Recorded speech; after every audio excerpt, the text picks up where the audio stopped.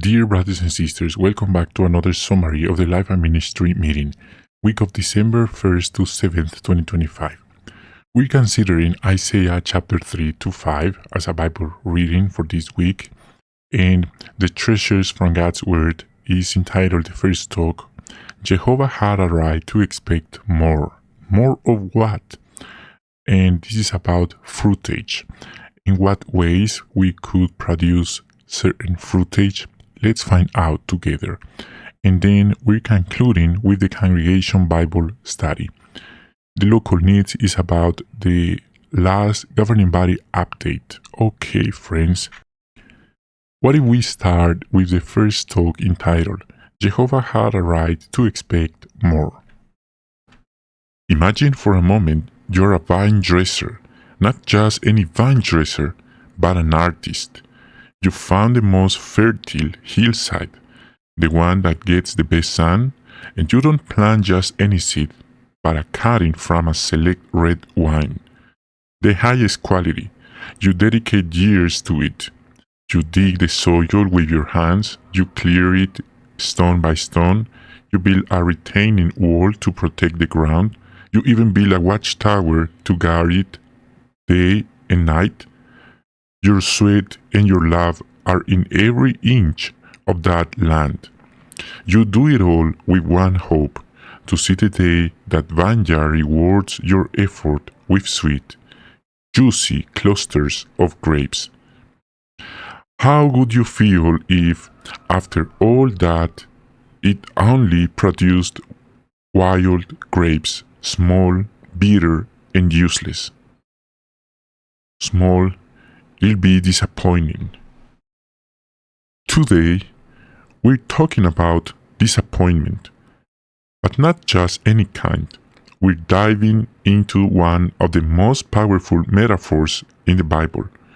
In the book of Isaiah, chapter 5, the central question, the one that might resonate in your own heart, is, did Jehovah have a right to expect more from his people?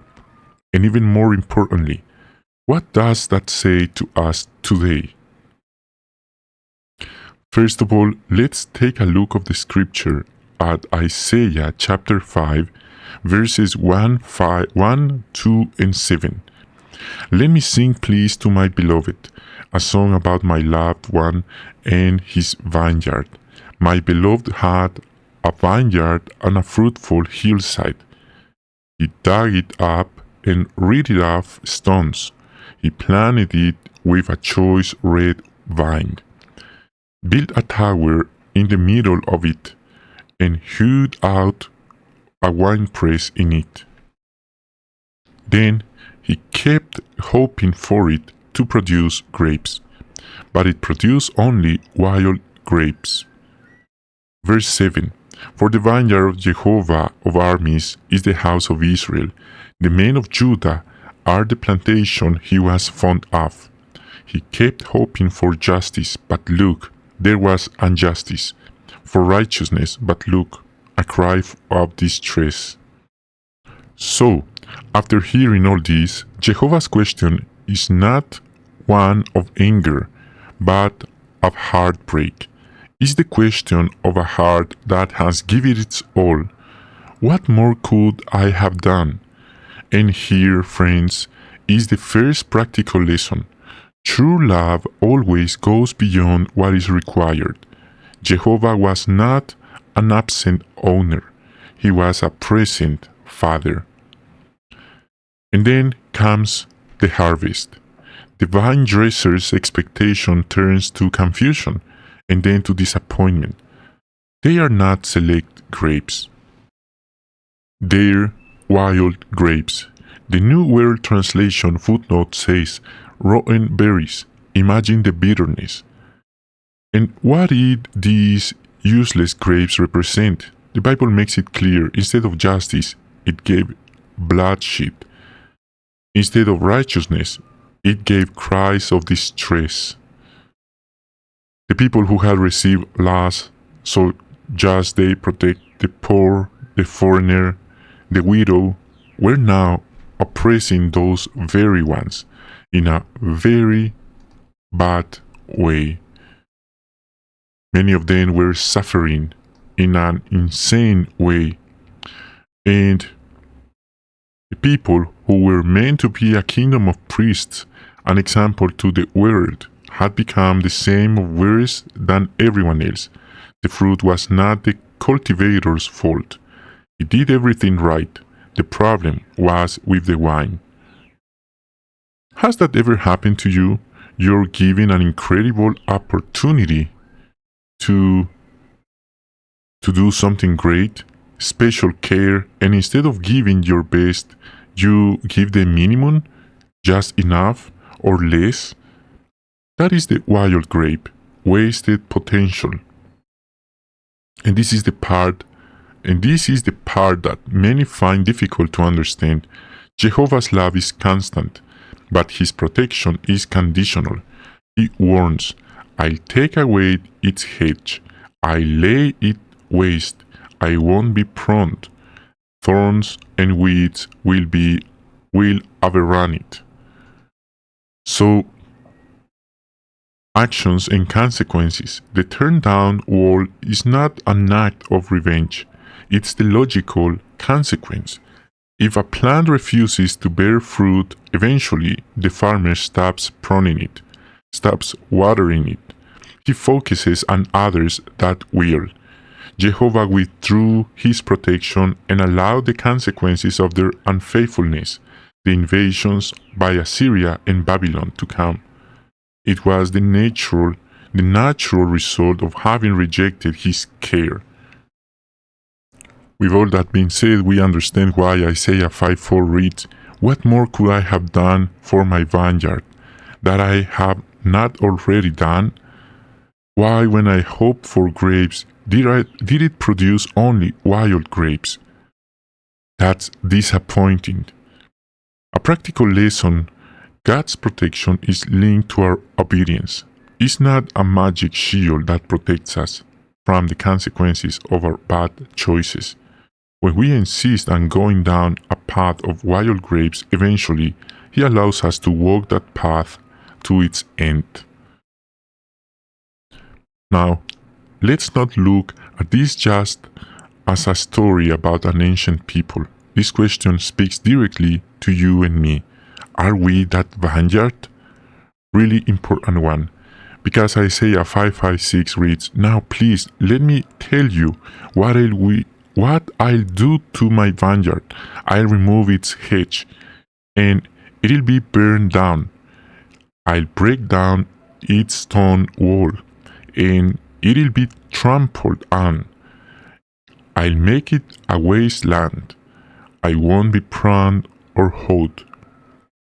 It'll be overgrown with thorn bushes and weeds, and I'll command the clouds not to send any rain on it. This is very important because Jehovah has planted us in a privileged position. We have access to His Word, we understand His purposes, we enjoy a worldwide brotherhood. He has dug and cleared us through Christ's sacrifice and the truths we learn in His Word. He has given us a protective wall, our moral standards and biblical principles. And the question Isaiah could ask us is, what fruit are we bearing? That's a very important question, isn't it? Are we bearing the fruit of the Spirit, love, joy, peace, or are we bearing wild grapes of indifference, complaining, selfishness, or just going through the motions? Ask yourself, how does this account help me to strive not to disappoint Jehovah? This is not about perfection, it's about direction. The vine dresser doesn't expect the harvest on the first day, but he does expect to see buds, growth, and eventually fruit. Jehovah doesn't expect us to be perfect overnight, but he does expect to see progress. A heart that strives to bear select grapes of faith, love, and faithful works. After all He has done for us, yes, He has a right to expect more. And do we have the courage to give it to him?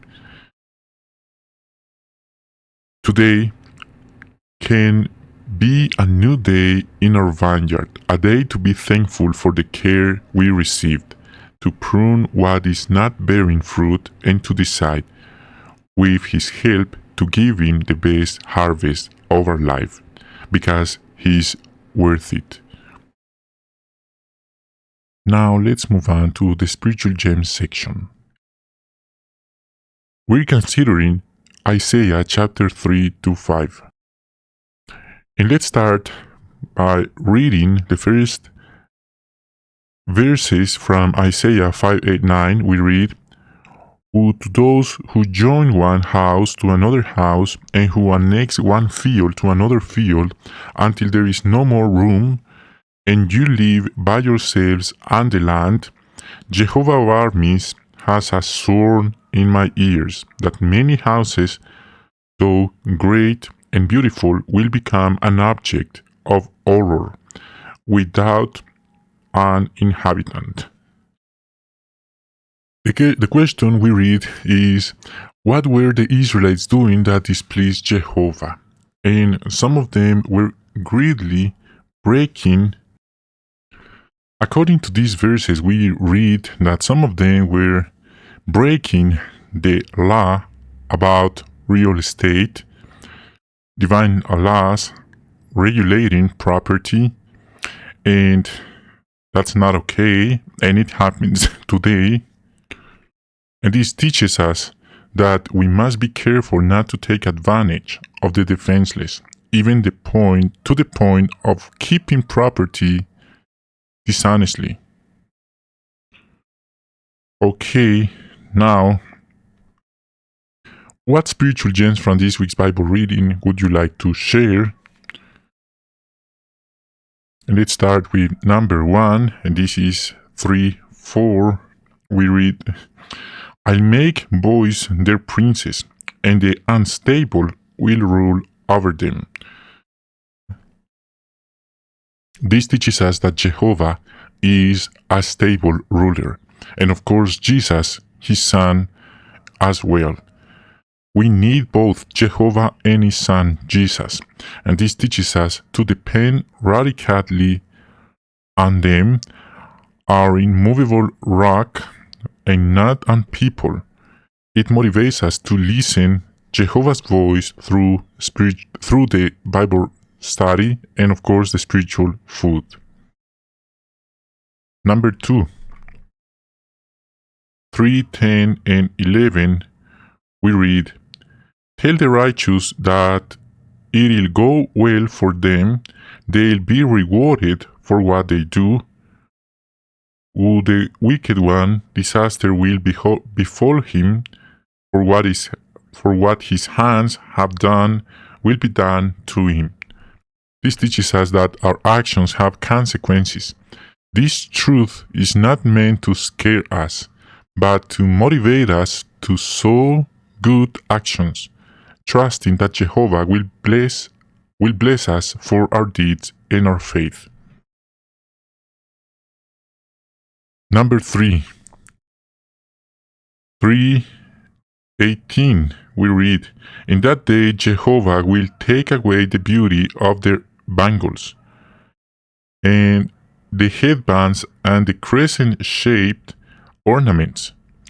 So many adorn themselves with jewels, but before God we can present ourselves with a pure heart, like a great ornament. Jehovah warns us against arrogance and external show that hides an empty heart. Instead of seeking validation through appearances, he values a humble and authentic spirit. This motivates us to invest more in adorning our heart with his fruits. Number 4. Now let's see chapter 5 and now verse 2.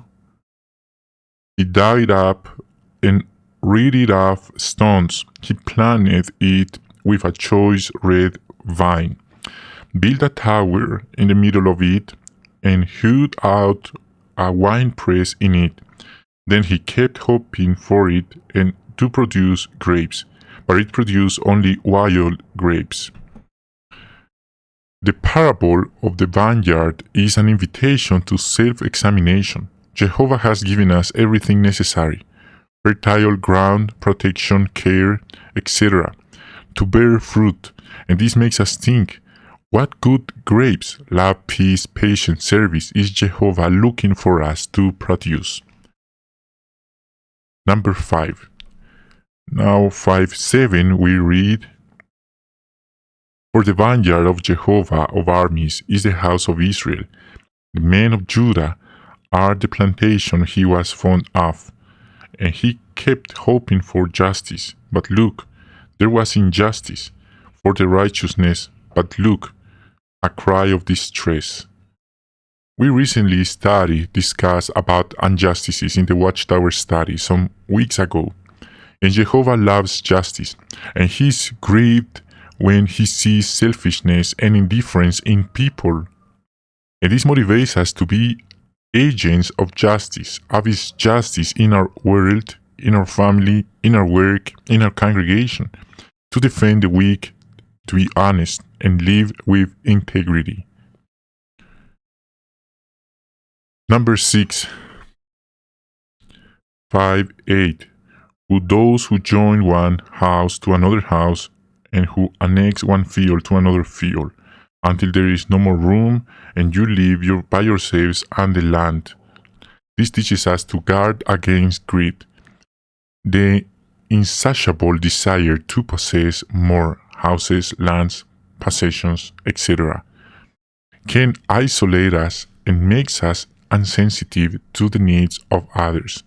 Jehovah encourages us to live a life of contentment and generosity, trusting that He is our provider. Number 7, 5:12.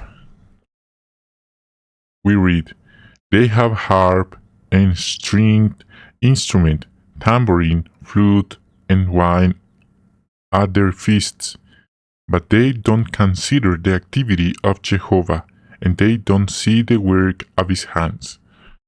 So, enjoyment and entertainment, having a good time, are not bad. It's part of life. The thing is when they distract us so much that we don't think about the acts of Jehovah. This motivates us to find our greatest joy in serving Him and to thank Him in the midst of our joy. Number 8, 5:21, we read, "Who those wise in their own eyes and discreet in their own sight." So this teaches us that believing we're always right and that our opinion is the only valid one is dangerous. Jehovah warns us against being proud and encourages us to seek His wisdom in His word and to be willing to learn from others. Number 9, 5:23. "Those who acquit the wicked for a bribe, and who deny justice to the righteous." We live in a world that often rewards deceit and justifies evil. God values integrity and loyalty. This motivates us to be people who defend truth and justice, even when it's not what the majority wants. Number 10, 4:6 we read, "And there will be both for shade by day from the heat, and for a refuge and protection from storms and the rain." So this verse motivates us because in the midst of life's storms, Jehovah promises to be our refuge. He will create a both to give us a shade and a safe refuge. It motivates us to run to Him in times of distress, trusting that we're completely safe under His shadow, under His wings. Now let's conclude with the Congregation Bible Study. For this week we're considering Lesson 40, and 41. And lesson 40 is a famous one about Goliath and David. Okay, the question reads, what does this account teach us about Jehovah? Jehovah sees the heart, the inner person, the secret one. In choosing David, Jehovah made it clear that his judgment is not based on external appearance, age, height, or human experience, but on the condition of the heart, as we read at 1 Samuel 16:7. Fascinating verse. How fascinating verse. He values faith, courage, and trust him above any physical quality, because appearances can be deceiving. Jehovah saves and gives the victory. David didn't win the battle by his own strength. It was Jehovah who gave him the victory, and this shows us that Jehovah is the God of salvation and that he intervenes on behalf of those who trust in him.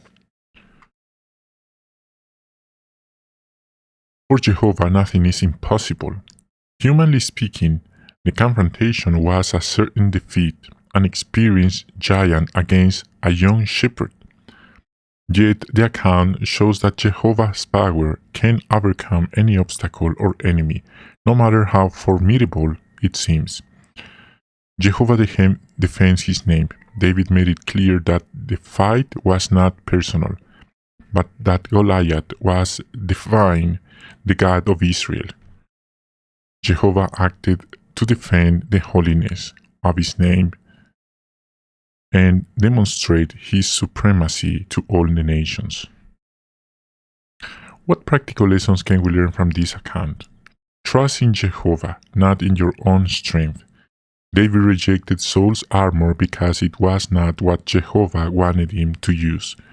This teaches us that to rely on the spiritual tools Jehovah provides: prayer, His Word, His Holy Spirit, the congregation, and not on purely human solutions.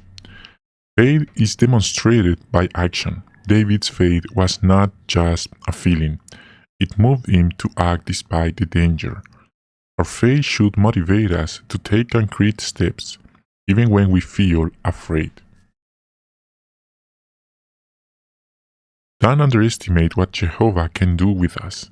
David was just a boy to others, but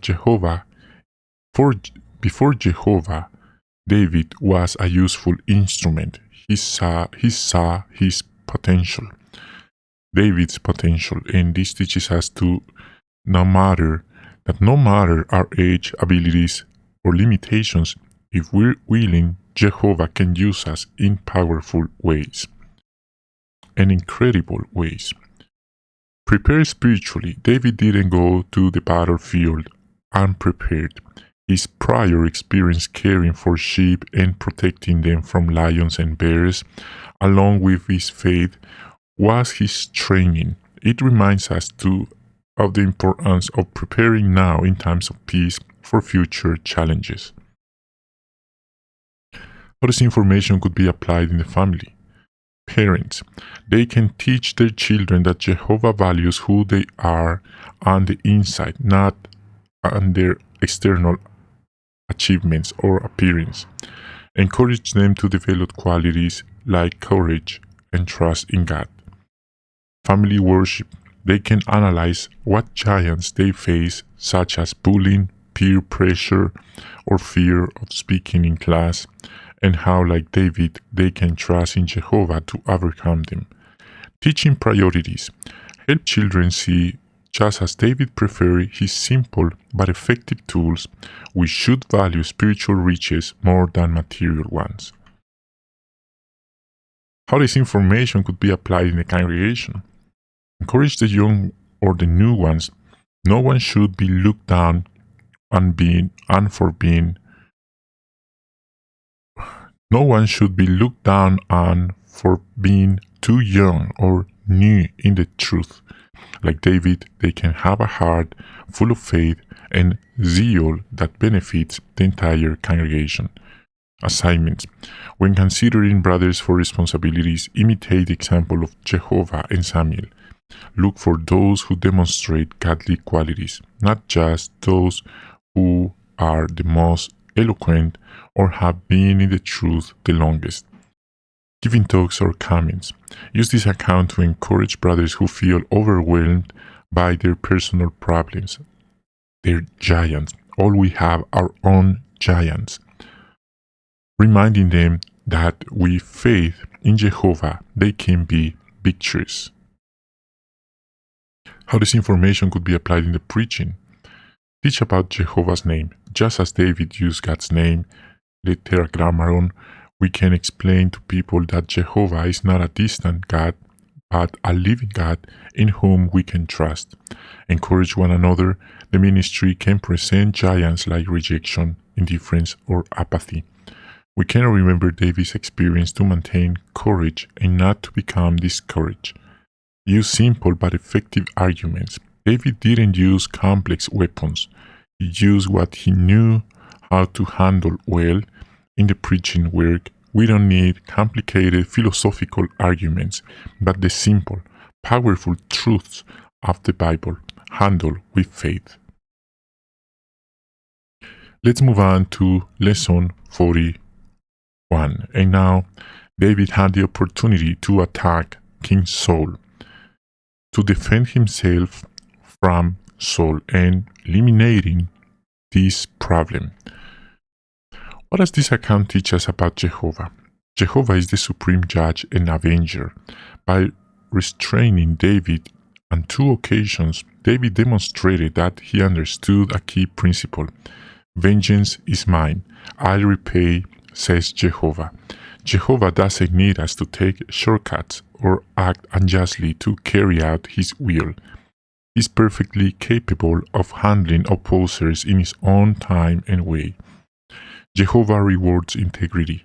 Jehovah was with David, not only because of his faith, but because of his integrity. David remained faithful to God's principles even when he had the perfect opportunity from a human standpoint to solve his problem on his own. Jehovah blesses and protects those who act with integrity in difficult situations. Also, Jehovah values respect for the authority he has established. Although Saul was a disobedient and wicked king at a time, he was still Jehovah's anointed. David's reaction, feeling bad for merely cutting off a piece of his robe, shows that Jehovah expects us to respect positions of authority, even when those holding them are imperfect or unjust. What practical lessons can we learn from this account? When someone treats us unjustly, our natural impulse may be to pay back the harm. David teaches us to restrain ourselves and trust that Jehovah sees the injustice and will act in our favor. Respect Jehovah's arrangements. This applies to parents, elders in the congregation. Although they're imperfect, we should strive to show respect for the position they hold, because ultimately, it's Jehovah whom we serve by doing so. Integrity is measured by the opportunities we don't take. Anyone can seem upright when there is no temptation, like in the meetings, in the assembly, etc. David's true integrity shone when we had his enemy defenseless and choose not to harm him. Our morality is tested when we have the opportunity to do something wrong without anyone finding out. Well-meaning counselors are not always right. David's men and Abishai believed that having the opportunity was a sign of God's approval. David teaches us to filter advice even from those who mean well through biblical principles. How this information could be applied in the family. Resolving conflicts between siblings. Parents can use this example to teach children that even if a sibling does something wrong to them, getting revenge is not the solution. They should seek peace and let the parents who act as judges handle the situation. Respect for parental authority. Teach children that respecting parents doesn't depend on whether they agree with a decision or not, but that is a biblical principle. Explain how David respected Saul in spite of everything. Controlling anger. When a parent feels frustrated, they can remember David's example to avoid acting out of anger, but with self-control. How this information could be applied in the congregation. Handle disagreements and offenses. If a brother feels offended by another, this account encourages us not to retaliate or speak badly of the other, but to follow the biblical procedure of Matthew 18:15-17, or to leave the matter in the hands of the elders and ultimately Jehovah. Supporting the elders. Although elders are imperfect, the congregation can show the same respect David showed for God-appointed authority, trusting that Jehovah uses them to care for the flock. And an example for servants and elders and others, while serving, one might sometimes feel they don't receive due credit or that another is treated better. David's example teaches us to be humble, not to seek prominence, and not to feel envy, thus avoiding a spirit like Saul's. And how this information could be applied in the ministry. Teach about trust in God. We can explain that faith is not just believing God exists, but also trusting in His justice and His timetable. This account is a perfect example of practical faith in daily life. Answer the question, why does God allow wickedness? We can use this example to show that Jehovah doesn't allow it passively. He is an active judge who is aware of everything and will act at the perfect time. Our responsibility is to remain faithful in the meantime. Talk about peace. The verse of Romans 12:18-19 comes alive with this story. We can show how to apply the biblical counsel to live peaceably with all, even when it's extremely difficult. Dear brothers and sisters, thank you so much for joining us in this consideration. Meanwhile, we want to say thank you. Thanks for tuning in. We hope you have a wonderful day and hope to see you in our next video. Bye for now.